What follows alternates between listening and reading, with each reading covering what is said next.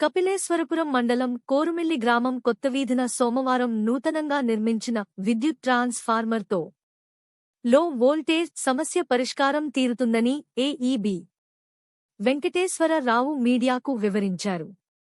గత ఏడాదిన్నర కాలంలో కోరుమిల్లి, దాని శివారు చిన్న కోరుమిల్లి గ్రామాలలో మొత్తం 7 విద్యుత్ ట్రాన్స్ఫార్మర్లు ఏర్పాటు చేయడం జరిగిందన్నారు. దీంతో పూర్తిగా లో వోల్టేజ్ సమస్య తీరి నాణ్యమైన విద్యుత్ సరఫరా జరుగుతుందని పేర్కొన్నారు. విద్యుత్ ట్రాన్స్ఫార్మర్ సమీప గృహస్థుడు నిర్మాణానికి అభ్యంతరంతో స్థానికులు ఆందోళన కార్యక్రమం చేపట్టారు. దీంతో Angara police station sub inspector Harish Kumar తన సిబ్బంది బందోబస్తు మధ్య నిర్మాణం పనులు సోమవారం విద్యుత్ సిబ్బంది శరవేగంగా పూర్తి చేశారు.